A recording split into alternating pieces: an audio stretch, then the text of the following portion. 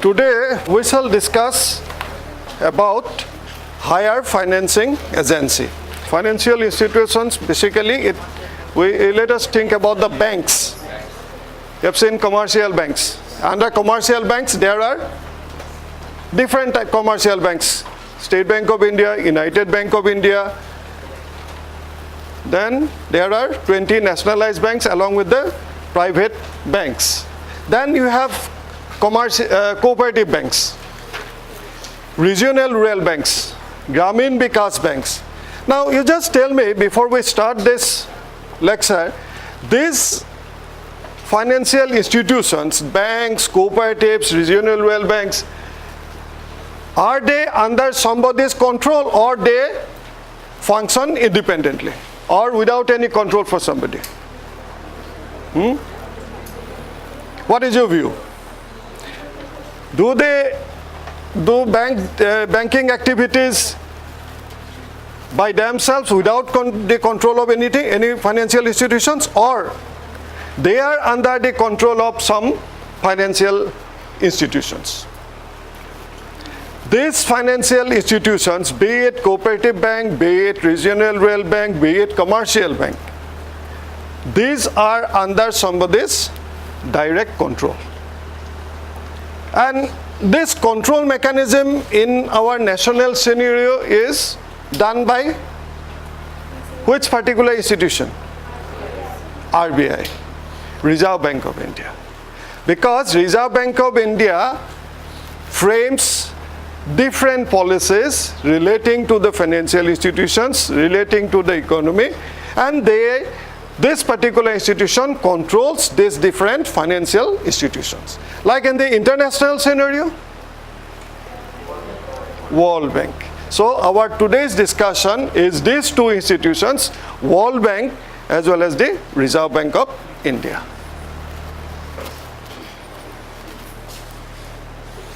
Now, if we look into the history of formation of this World Bank, now we shall go back to 1930, because at that time the entire world a Great Depression. Do you have any idea about what is depression? So depression is a phase in the business cycle.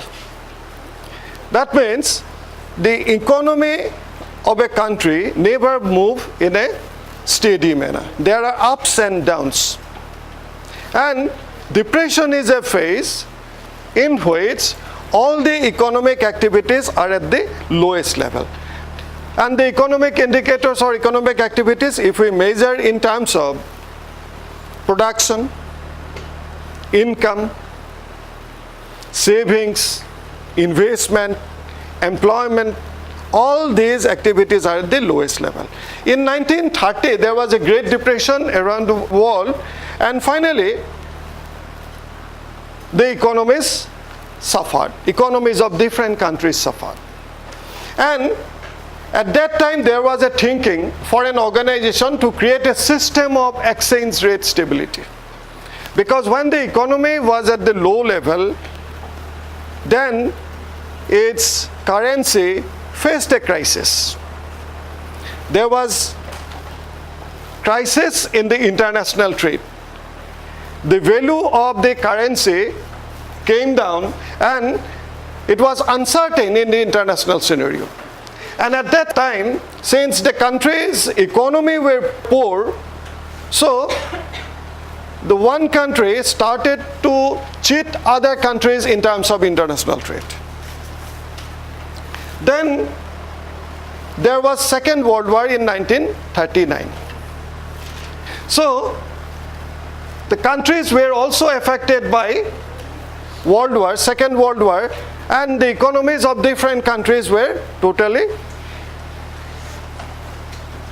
affected.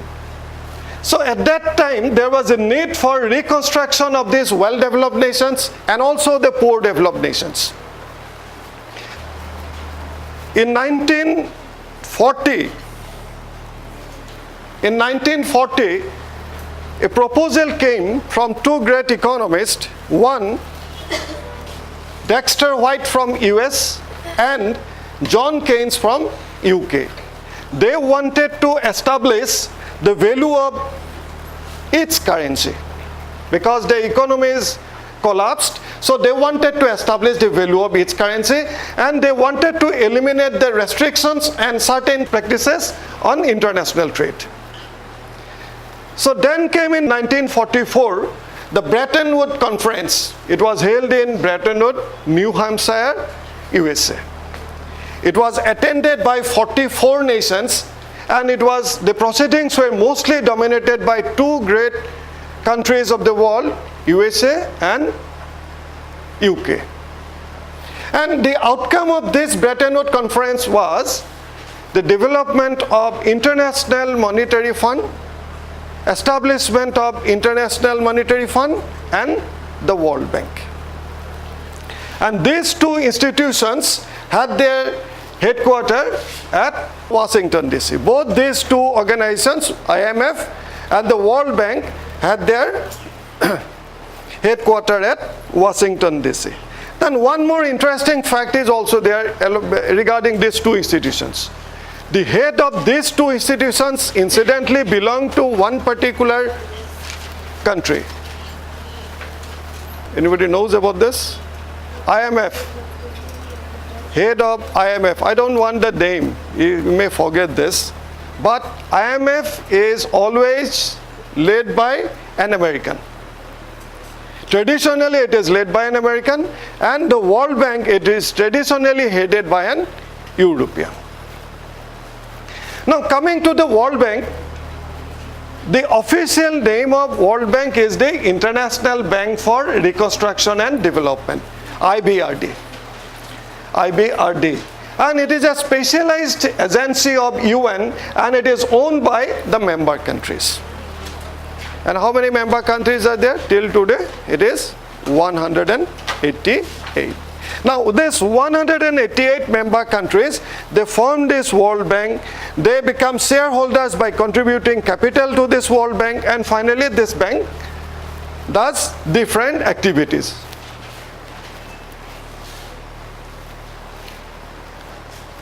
Now, what are the main activities? That main focus of this bank, the World Bank, is reducing poverty by promoting sustainable economic development. This bank was formed after the Second World War in 1945. At that time, the entire economies of different countries were in crisis.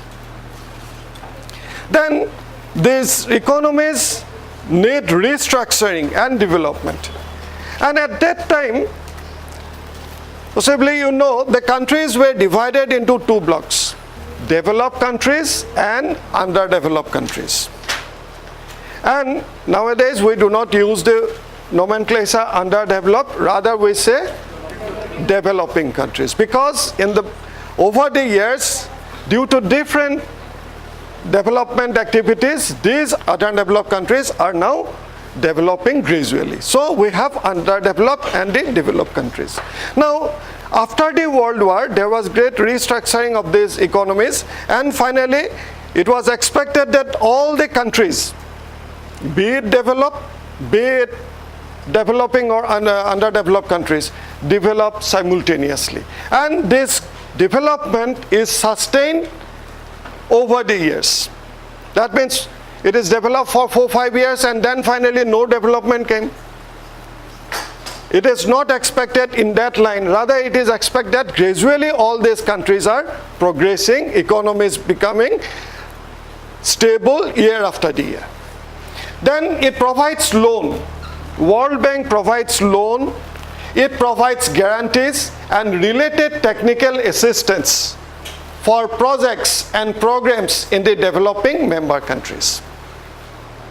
Whenever a member country wants some finance to finance some of its development projects, like say construction of roads, agricultural sector, infrastructural sector, schools, hospitals, etc., then this member country can take loan from the World Bank.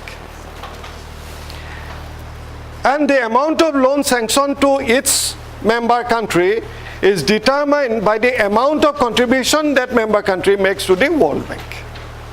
Then it also acts as a guarantor. The World Bank acts as a guarantor to the member countries.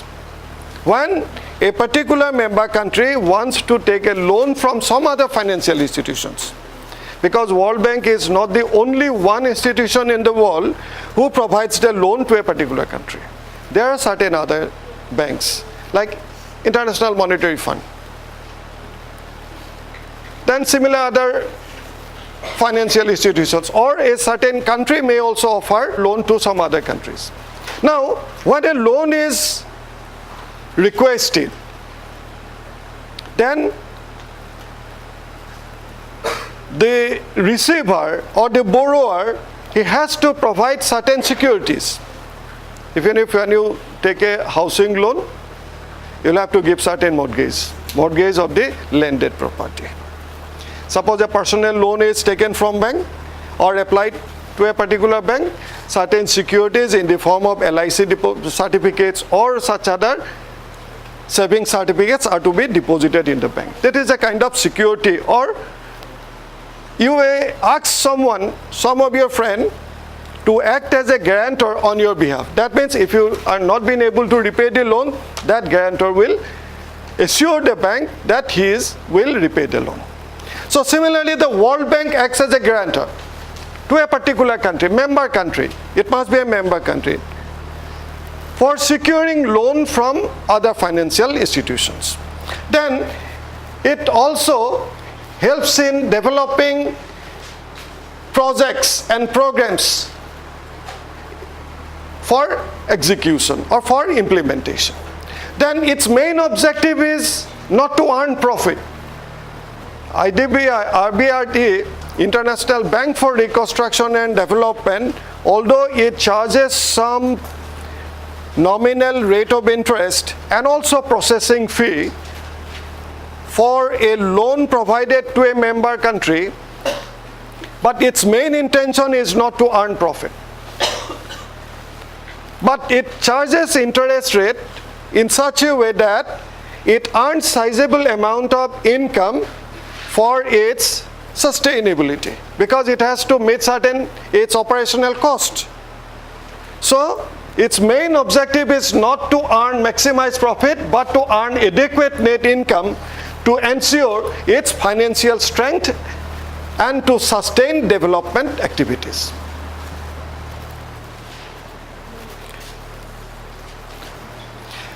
Then what are the other activities apart from this? There are certain other specific activities done by the World Bank. First is the consultation. It acts as a consultancy, and it provides consultancy service to the member countries in terms of utilizing a loan, or for obtaining a loan, or for taking up different development activities. And for consultancy, the World Bank may charge a nominal rate of interest. Then research and training. The executives of a member country are usually engaged in preparing different policies, programs for development of the economy. Now, for developing different policies and programs in a country, these executives must have certain experiences. Where from they get the experiences? The World Bank trains them. The World Bank trains them in developing different policy-related projects. And for them also, the World Bank may charge a nominal charge. So this is what we call research and training. The world executives may go to the World Bank, or the World Bank executives come to a particular country, train its executives on policy matters. Then comes trust fund administration. The World Bank acts as a trustee for a fund offered by certain other countries. Suppose I give you a small example. a particular country is interested to invest certain amount of money in another country. Then while investing this amount,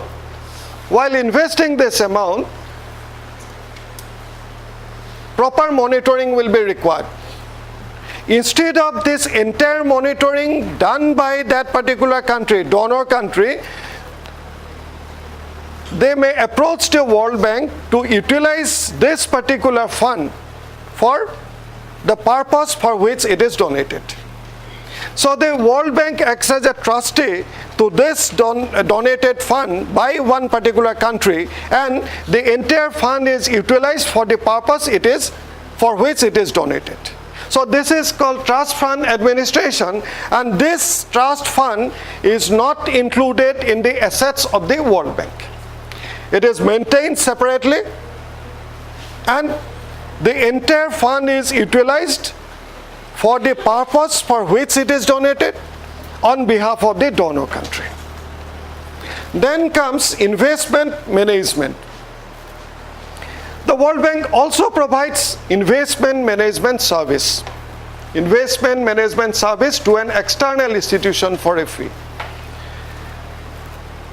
Suppose a particular country floats a tender, as for example metro rail.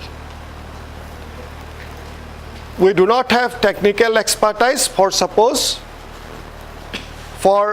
construction of world-class metro rail system.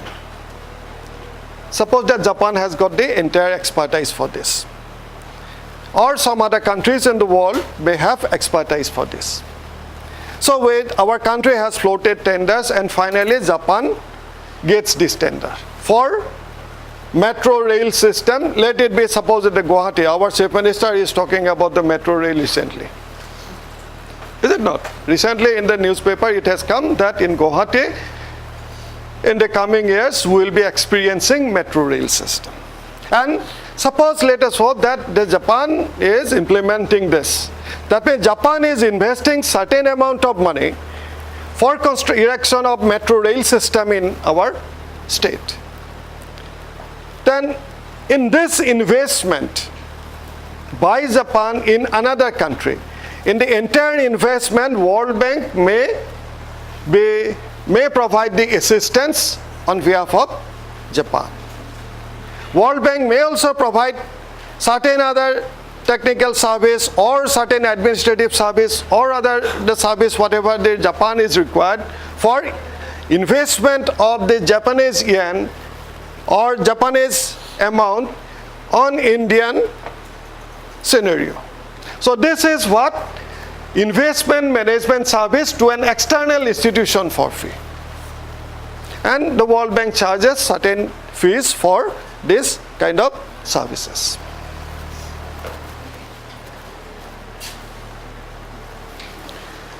Then comes financial strength, where from the money comes to the World Bank. As I told you before, that how many member countries are there in the World Bank right now? 188. Now, this 188 member countries, they contribute to the World Bank according to the quota fixed by them, fixed by the World Bank. They contribute share capital to the World Bank according to the quota fixed for them. And this becomes the share capital of the World Bank for different activities, to perform different activities. Then it also offers loan to different member countries, and on the loan the World Bank charges nominal rate of interest, and that also becomes the principal asset of the World Bank. That means income from the loans given by the World Bank to the member countries, from different consultancy services that it provides to other institutions, by providing training to different executives of different countries, then by trust fund administration also some revenue comes to the World Bank, and sum total of all this becomes the total financial strength of the World Bank.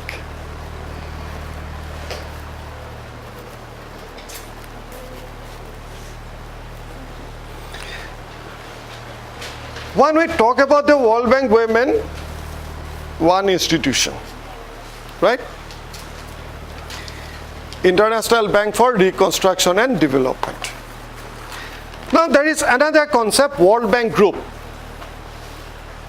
When we talk about the World Bank Group, it is not only one and only institution, but there are certain other institutions also.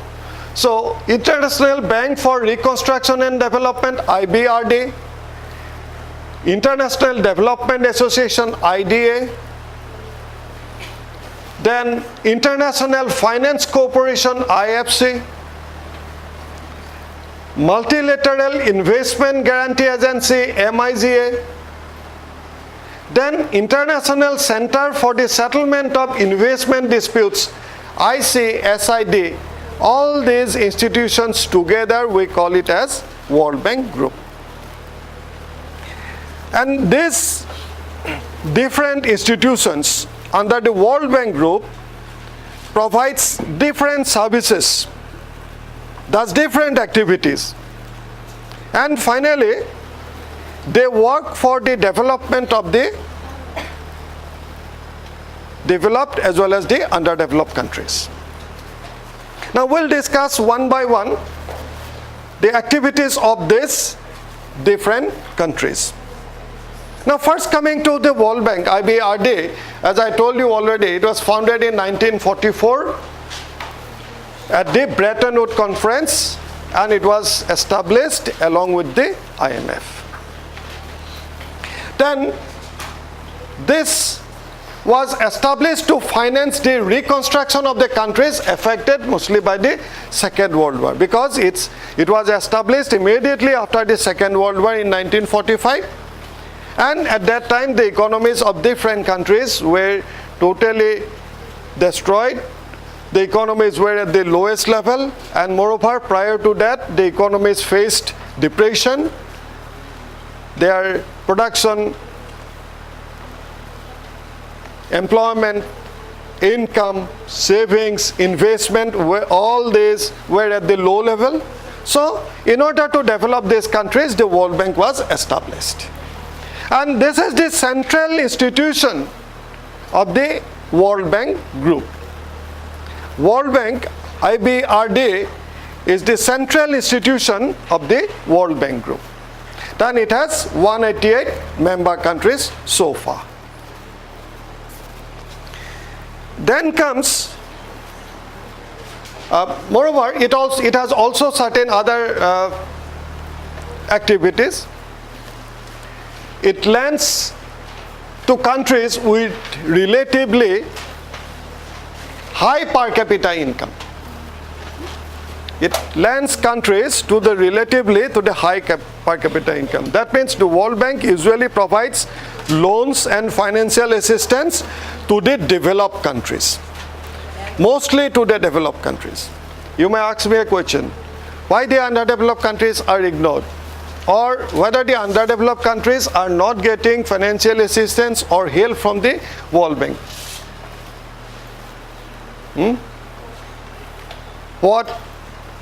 Why this is so? That World Bank, one of the major activities of the World Bank is to lend to the countries with high per capita income. Why the developing countries are left out of the purview of the World Bank?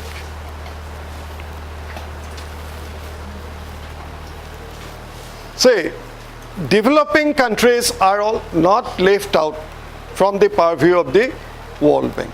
Rather, their requirements or their development is taken care of by another institution in the World Bank Group, IDA. IDA takes after the responsibilities of developing the developing countries. And this World Bank money is used for development projects, for highways, construction of highways, hospitals, schools, and such other infrastructure development. Then it also provides technical assistance in different development projects. These are the major activities of the World Bank. And next we come to the IDA, International Development Association. It was established in 1960. IDA was established in 1960 to assist the poorest developing countries. The question that I raised just now, that why the World Bank is only providing loans to the developed countries or countries with high per capita income, why the developing countries are kept out of the World Bank reach. But it was not exactly so, but IDA takes care of these countries.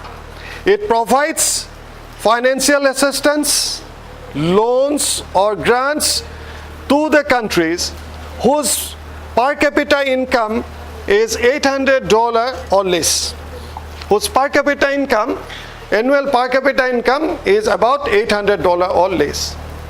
And IDA has so far 172 members. Incidentally, at this point, I like to add that the building on which you are sitting right now, this building is popularly, it has got another name, IDA Lecture. Why this IDA Lecture Hall name has come? Because after the formation of our university, there was a massive grant in aid from the World Bank and from IDA particularly, and with that grant in aid, this entire infrastructure of this university came up.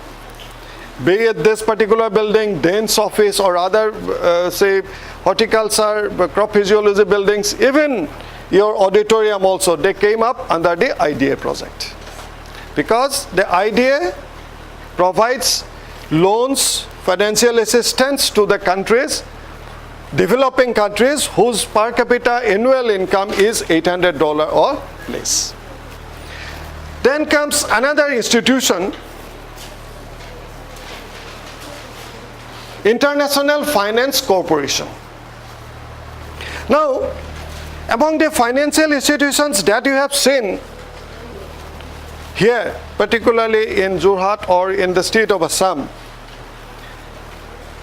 have you seen one particular institution, Assam Financial Corporation? Assam Financial Corporation, AFC. Now this particular institution is something different from other cooperatives and the commercial banks. Because this financial corporation, we'll discuss the financial corporations in the next class. This is also one of the higher financing agency in the national level. Now this financial institution, Assam Financial Institutions, let it be very specific, it provides loans and assistance to the private parties for development of industry sector. In the same line, actually this particular concept comes from this institution, International Finance Corporation, because it was established in 1956 to reduce poverty and improve people's lives in an environmentally and socially responsible manner. It has 184 member countries. And it finances private sector investment.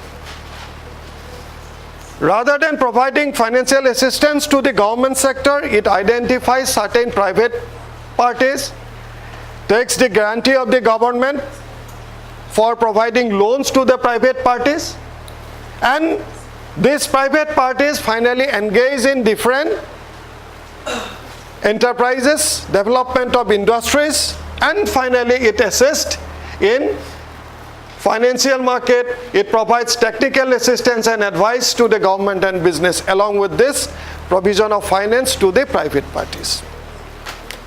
It promotes industrialization. The basic aim of International Finance Corporation is promotion of industrialization. So it finances private parties for setting up of different enterprises. Then it provides both loan and equity finance for business ventures in developing countries. Loans as well as the equity ventures. What is the difference between these two? Suppose a big industrialist wants to establish one big industry. Huge finance is required. Where from this finance is mobilized? His own savings, contribution from his friends and relatives, then loans. It may be from commercial banks or from certain other banks. It may also take loan from International Finance Corporation. This is one component, loan component, which is to be repaid after a certain period of time. In addition to that, they may also raise share capital by selling a part of the ownership of that company to certain institutions. And in the stock market, this buying and selling of these shares, it takes place. Buying and selling of these shares, it takes place. Now, in this share capital business, contribution of the share capital, the International Financial Corporation also enter into it by contributing capital to purchase share of a certain big industry in a particular country. And by contributing the share capital, they also become a owner. They also become owner of that particular venture. So both in terms of loans, they can offer finance to a particular enterprise or industry in a particular country, or they can also contribute share capital or equity capital for development of an industry.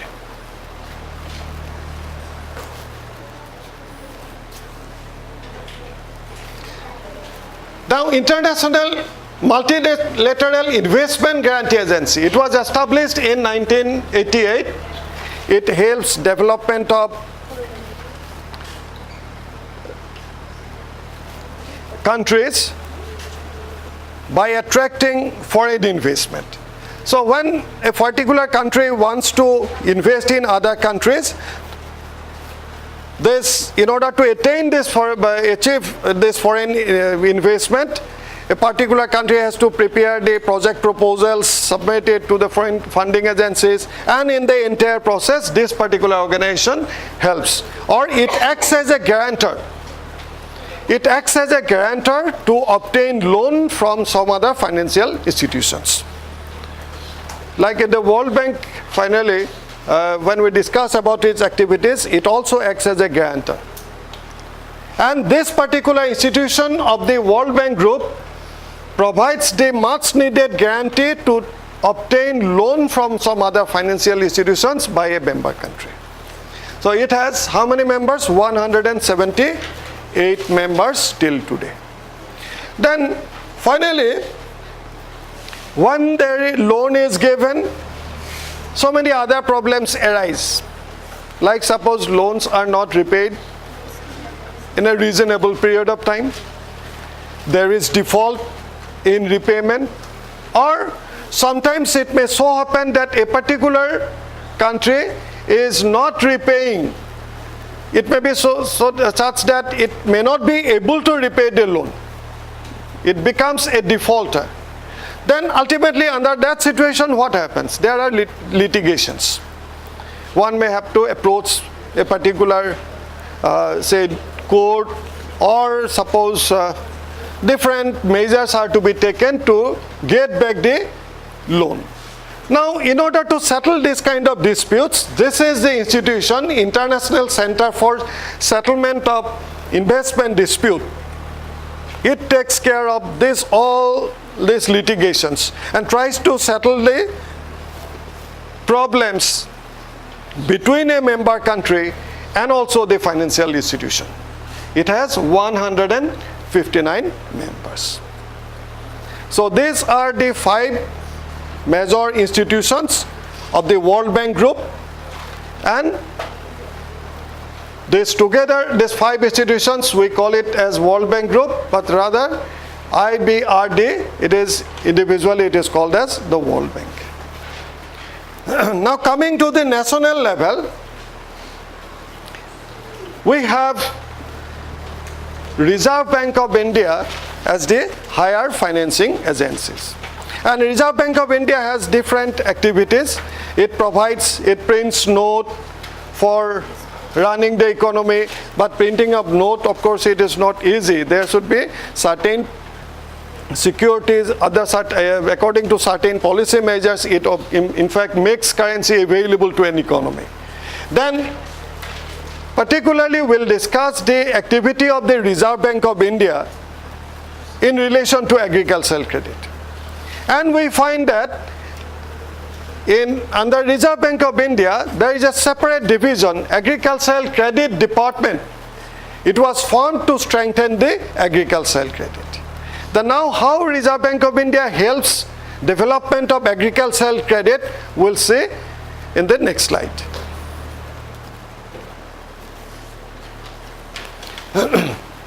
Now, these are the basic functions of Reserve Bank in relation to the rural credit. Now, RBI coordinate with other banks, including cooperative banks, for disbursement of rural credit. Now, RBI, although it is a bank, do you feel that the customers, they can approach RBI directly for obtaining loans or other financial assistance? Like you go directly to a commercial bank, lodge an application, fulfill the terms and conditions and get a loan. Similar is the case with the cooperative banks or regional rural banks. But in case of RBI, it is not so. Since it is a higher financing agency, it makes fund available first to the commercial banks or to the cooperative banks, and then finally fund is released to the borrowers. So it coordinates with other banks, including the cooperative banks. It maintains expert staff to study the agricultural credit scenario in the country. It studies the requirement of credit, when this is required, how much it is required, for what purpose the credit is required, the timeliness, every details are studied by the expert staff of RBI. Then it also helps the government in devising different policies in consultation with the government officials and also the bank officials. Different policy measures are taken, policies are formulated by RBI in consultation with the government and also the commercial banks. Then it also provides legislation to check the growth of private money lenders. Earlier, before the nationalization of banks, possibly you know there were private money lenders. Earlier we call it as Kabuliwalas. These Kabuliwalas or private money lenders, village Mahajans, they exploited the Indian farmers to a great extent by providing loans at a reasonable terms, easy terms, but charging high rate of interest. And the farmers being poor and unable to repay the loan in time, finally they lose their landed property or other properties to these private money lenders. And to check the growth of this private money lending business, finally the government came up with different legislations. Nationalization of commercial bank was one such step, and time to time the RBI frames different policies.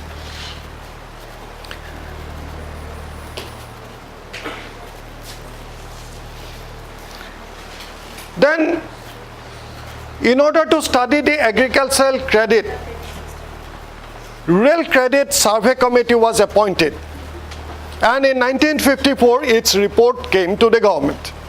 And the recommendations of the All India Rural Credit Survey Committee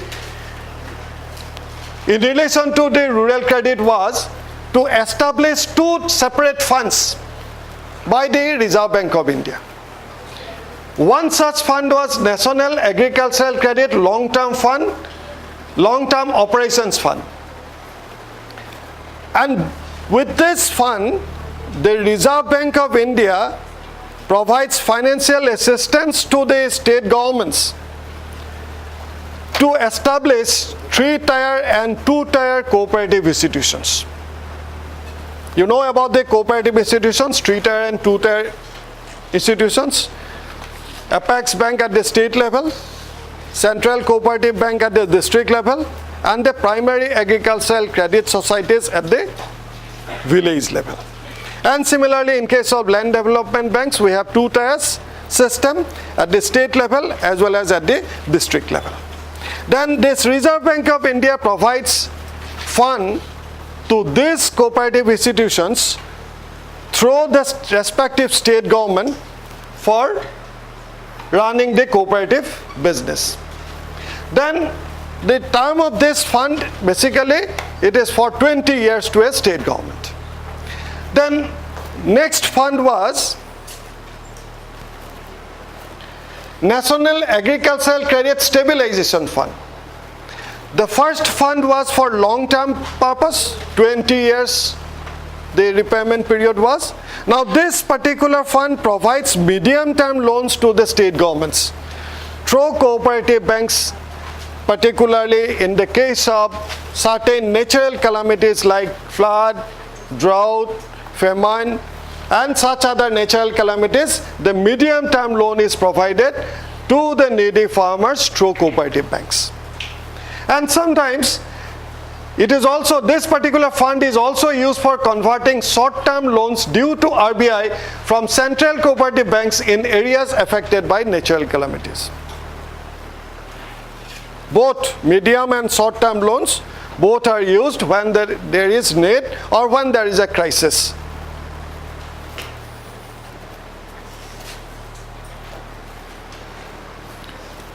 Then the role of RBI in case of rural credit.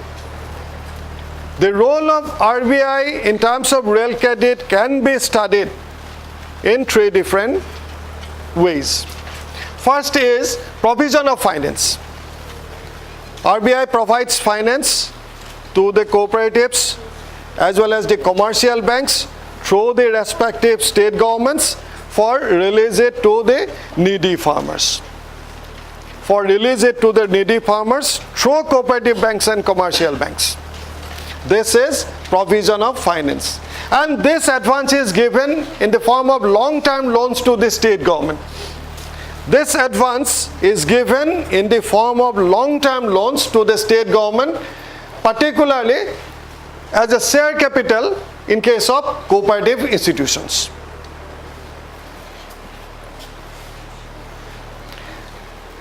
Then promotional activities. The RBI also takes up certain promotional activities, and these promotional activities include appointment of study teams in organizing and running cooperative credit institutions in the country. The study team basically studies the activities of the different cooperative banks operating in the country, try to identify their drawbacks, loopholes, or any other problems these cooperative institutions face, and try to find out the remedies for these problems. Now, RBI identifies cooperative as a major force in disbursement of rural credit. Although earlier the cooperative institutions were not very strong in the country, and particularly before nationalization or immediately after independence, some private banks were there, and these private banks, they used their capital only to the known parties, particularly the friends, relatives of the board of directors. They provide loans to these friends, relatives of the board of directors, and they never, or if they offer, a very negligible part of this total capital is being offered to the agricultural sector. In order to restrict all these practices, finally the cooperative banks were established or they were strengthened, and finally the fund is released to them through the state governments. Then, so formation of one apex bank in each state and the central bank in each district, this was the promotional activity of the RBI. Then rehabilitation of financially and administratively weak cooperative banks, they were restructured and developed. Then primary agricultural cooperative societies also, they were strengthened so that their financial and operational activities become more viable. Then finally it arranges suitable training program for cooperative institutions. The the executives of the or the employees of the cooperative institutions, they are provided with adequate training by the RBI. It comes under the promotional activities. Then there are certain regulatory functions are also there by the RBI. And these regulatory functions include the supply restriction on the supply of money, or it increases the efficiency of the channels through which the fund is percolated to the rural people, rural farmers. Then it exercises effective supervision over the cooperative banks. It is a regulatory activities. Then Credit Authorization Scheme 1976 binds the cooperatives to take the permission of the Reserve Bank prior to sanction of a huge sum of money. The cooperatives cannot take independent decisions for sanctioning of large volume of credit to a particular purpose. It has to take the permission of the Reserve Bank. This is a regulatory function so that the cooperatives banks cannot indulge in the malpractices. Then credit limits are also fixed for the cooperatives. They cannot sanction a particular loan beyond a certain limit. So these are done in order to restrict the activities of the cooperative banks. Then in order to restrict the supply of money, particularly in case of inflation and deflation, so credit control policy is being taken by the RBI. And suppose in case of inflation, what happens? There is increased supply of money and there is not enough goods and services in the economy, so that the price goes up. In case of inflation, money supply is more than the value of goods and services available in an economy. As a result, because of having more buying power, ultimately there is more demand in the market for goods and services, price go up. And opposite of inflation is that when there is not enough goods and services, there is enough goods and services in the economy and there is not enough money in circulation, people do not have good buying power, so goods and services are not sold in the economy, so the sellers have to reduce their price. So ultimately during deflation, price comes down, and during inflation, price goes up because of decreased as well as the increased supply of money. So under this situation, the Reserve Bank restricts the supply of money by curtailing the supply of money or by pumping more money into the circulation. And this is done by certain mechanisms. We'll come straightly into the mechanisms.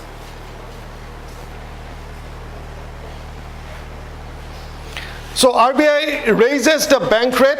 That means it is the rate at which commercial banks get loan from the Reserve Bank of India. Now if the commercial banks get more loan or their loan amount is more, they will release more money into the circulation in the form of providing loans. But if this is very costly, if their rate of interest, bank rate is high, commercial banks will not get, take more loans from RBI, their total capital will be restricted, so the ultimate money supply into the economy will be restricted. Then RBI engages in open market operations. Open market operation is the buying and selling of the government securities. If the RBI wants to increase money supply in the economy, they buy different securities from the market. That means RBI pumps more money into the circulation. Or they wants to restrict, they buys different government securities, and finally the more money is siphoned from the market. Then similarly, it can raise or lower the reserves that the commercial banks must maintain with the RBI.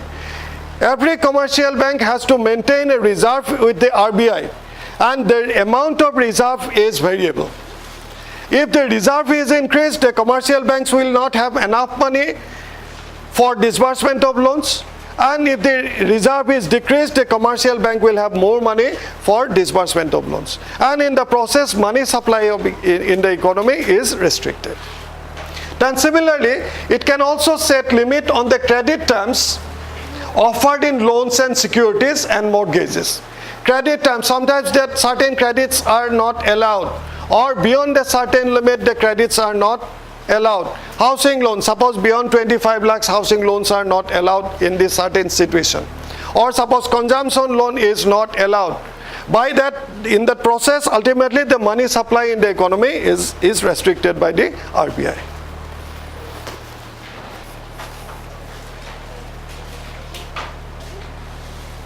Now, fiscal policy is also a measure taken by the RBI regarding government spending and the revenue. Whatever the government earns is the revenue for the government, and the spending for different development activities is the government expenditure. Now, this government spending and revenue ultimately is decided through a budget.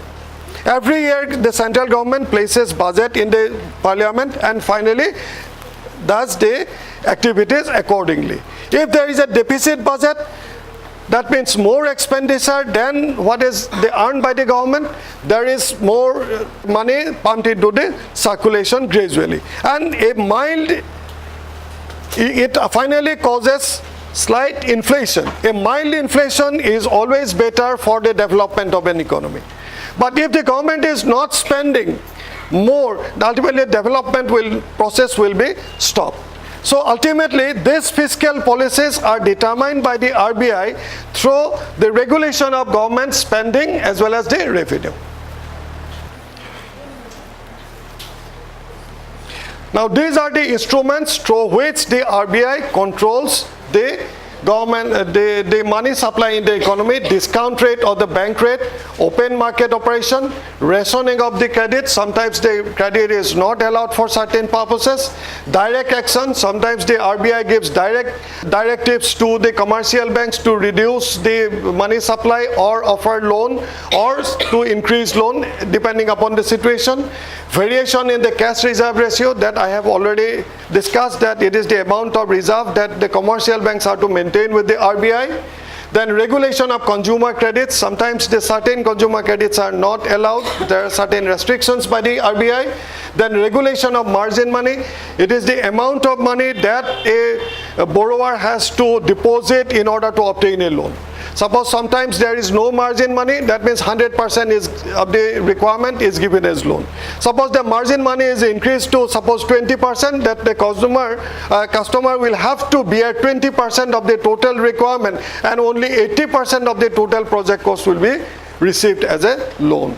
Then moral suasion. Moral suasion is also a direction to the commercial banks or the cooperative banks in order to restrict the supply of money. Then finally, the credit rationing. This is also a part of the RBI activity, how to increase or decrease the supply of money through non-price mechanisms. Then the credit rationing is also done by the different mechanisms. I have given it to you just now. Then these are the two mechanisms for credit rationing, particularly the variable portfolio ceiling and variable capital asset ratio.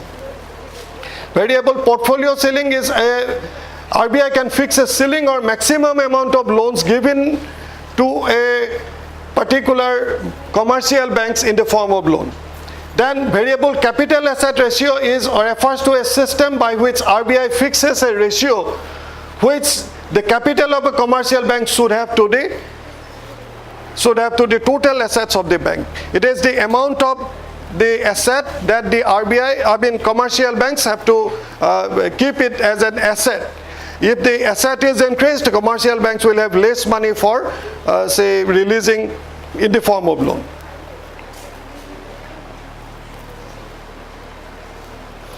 These are finally the different phases of Reserve Bank of India activity since its inception. Phase 1, it has started from 1935 to 43.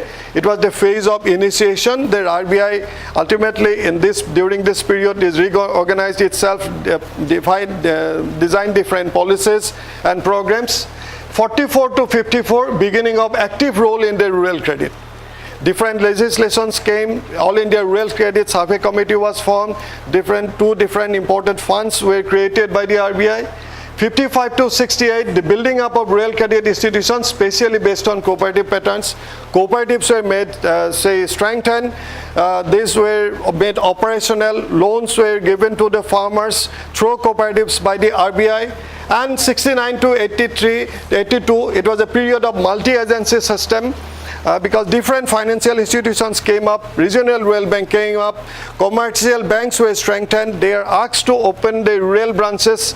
Then the cooperatives were also revitalized to provide the rural credit. And finally from 82, the establishment of NABARD, National Bank for Agricultural and Rural Development, it was formed during this period. And finally this particular bank takes care of all the rural development and agricultural activities in our country. And it designs the different policy measures for the economy to help the rural farmers.